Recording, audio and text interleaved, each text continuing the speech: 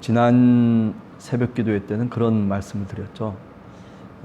이 심령이 가난한 자는 복이 있나니 천국이 그들의 것이다 라고 하는 이 3절의 말씀은 그 시대적인 상황과 그때를 역사적 배경으로 하고 있는 거다. 이런 말씀을 산에 올라가서 많은 무리들에게 이야기를 했지만은, 그러나 이 이야기를 보존한 신앙 공동체는 바로 마태복음의 공동체죠. 예수님이 하신 말씀을 찾아와서, 그래서 그 시대의 마태복음 시대 속에 많은 믿는 백성들에게 예수 그리스도의 가르침을 제시하고 있는 것이 마태복음이다, 이렇게 말씀드릴 수 있는 거죠. 자, 그래서 마태복음의 상황을 잠깐 설명을 했었습니다. 사실은 누가 과연 행복한 사람이냐라고 얘기할 때 유대교의 회당 속에 있는 많은 랍비들이라든지 또는 가르치는 그 서기관들이라든지 뭐 이런 사람들이 가르치는 교훈은 뭐냐면, 가난한 사람에 대한 얘기가 아니라 부유한 사람에 대한 이야기죠. 그러니까 어떻게 보면 가르침이라고 하는 것이 예수님의 가르침과는 상반되는 그런 가르침을 그들이 갖고 있었다는 얘기입니다. 그런 점에서 마태복음은 저들의 가르침과는 다른 예수 그리스도의 가르침은 바로 이것이다 라고 하는 것을 우리들한테 말씀해주고 있는 겁니다. 하나님이 계시로서 이스라엘 백성들에게, 새로운 이스라엘에게 제시하고 있는 바로 그 가르침이라고 하는 것을 말씀하고 있는 거죠. 자, 그래서 심령이 가난한 자는 오히려 복이 있다라고 하는 말씀을 하게 되는 겁니다. 자, 그 다음에 4절을 오늘 읽어보면, 애통하는 자는 복이 있다, 그들이 위로를 받을 것이며. 왜 이런 얘기가 나왔을까요? 왜 예수님이, 또 그리고 왜 마태복음의 교회가 그 시대의 교회를 향해서, 그 시대의 성도들을 향해서 왜 이런 말씀을 하고 있는 걸까요? 물론 예수님 당시에도 마찬가지였겠지만은 마태복음의 시대도 마찬가지예요. 많은 사람들이 위로받을 길이 없는 거예요. 마태복음의 저자가 볼 때에는 이 예수님의 시대나 또는 이 마태복음의 시대나 위로받을 수 있는 그 길이 사실은 막혀져 있는 거예요. 사람들이 다 힘들어하고, 사람들이 고난과 공궁 속에서 갈 바를 알지 못해서 방황하고 있는 그 백성들. 그런데도 불구하고 그들의 회당, 저 유대교의 회당 속에 있는 사람들이 사실은 어떤 사람들만이 가고 있는 거예요? 가난한 사람이 아니라 다 그럴싸한 사람들만이 사실은 그 회당 공동체로 가고 있는 거죠.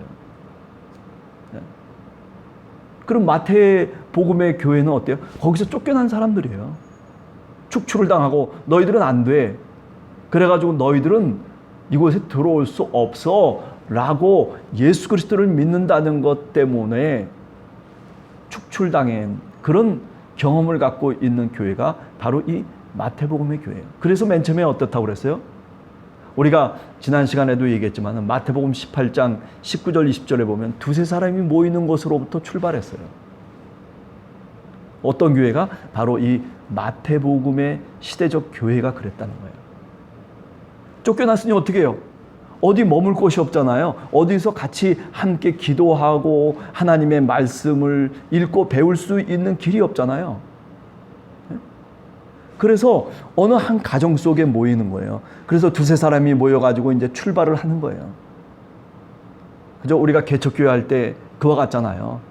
뭐 많은 사람들이 몰려와가지고 개척교회를 하는 게 아니잖아요. 뭐 유명한 강사가 있으면은 뭐 그렇기도 하지만은, 그러나 대부분 사람들은 어떻습니까? 그게 아니잖아요.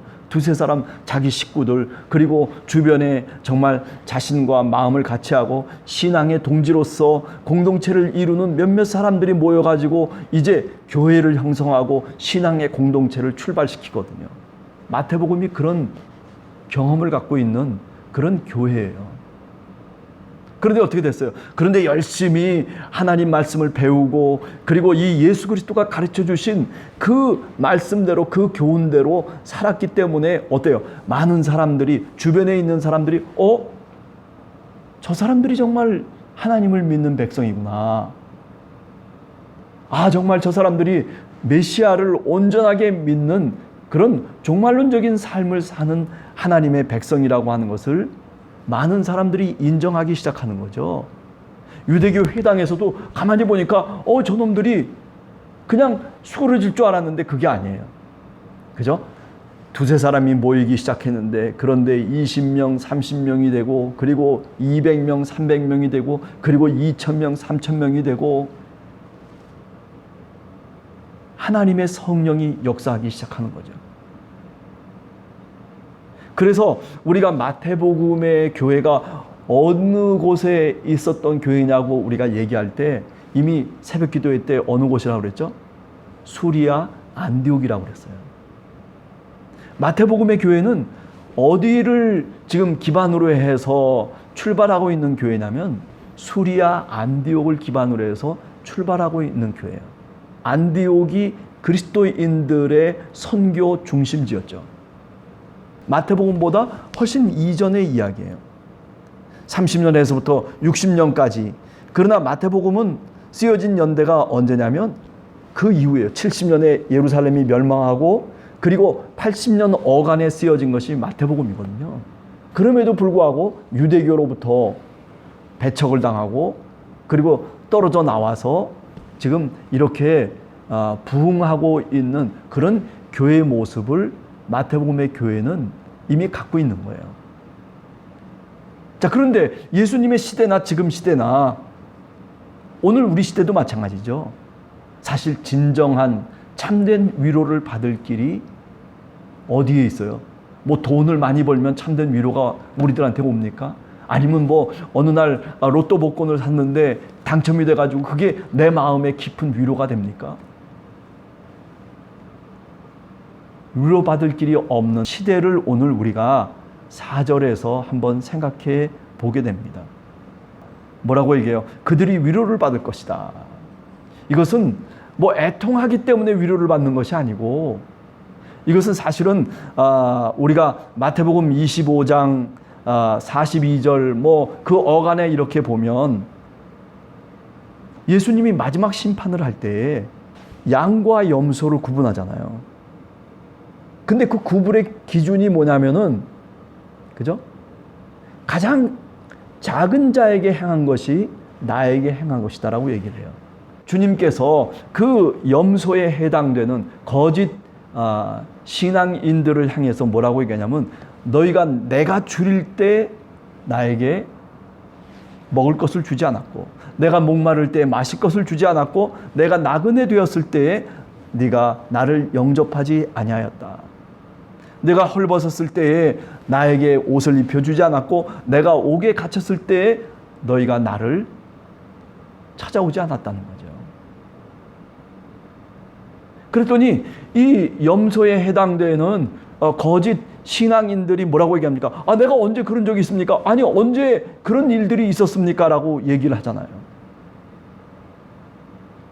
그 이야기 속에 바로 오늘의 이야기가 이렇게 겹쳐져서 우리가 오늘의 이야기를 이해할 수 있는 거죠. 여기 오늘 이 애통하는 자가 복이 있는데 그들이 위로를 받을 것이다 라고 하는 것은 마지막 때, 그럼에도 불구하고 하나님께서 이제 마지막 결산을 할 때가 있다는 거죠. 그 종말의 때에, 그 은혜의 날에 슬픈 자를 위로하시는 하나님.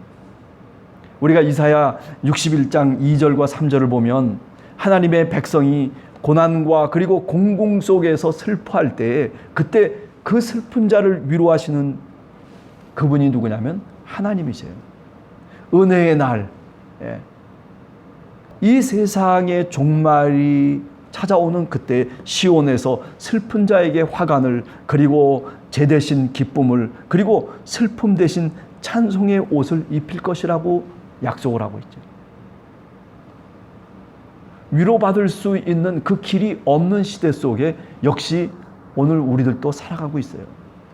예수님 시대도 그랬고 마태복음의 시대도 그렇고, 그리고 2000년이 지난 오늘 우리들의 시대 속에서도 누가 위로를 해줍니까?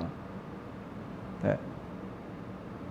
점점 더 위로받을 수 있는 길이, 그죠? 점점 사라지고 있는 시대 속에 저희들이 살아가고 있어요.